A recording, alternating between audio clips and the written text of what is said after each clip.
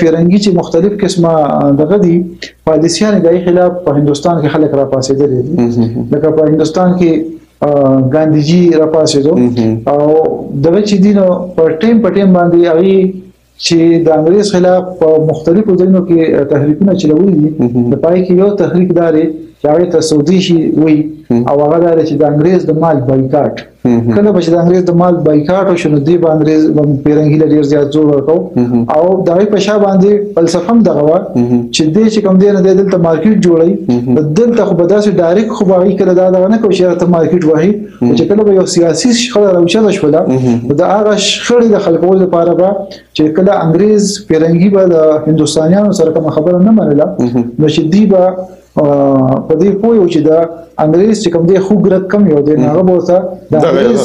پیرنګي د مالونو بایکاټ وکړو دا څه خو په دلته مشي دي په خیبر پختونخوا کې چې کوم تحریکونه دي په پای کې دا بایکاټ د خبرې دي د مختلف څه د انګریز چې کوم ایون پیکټینګ چې کوم دي مختلف څه چې یاره مارکیټ مخ ته ولګي چې دا څه نه اخلي تاسو دا هغه تحریکونه موږ ګورو چې نور له سوا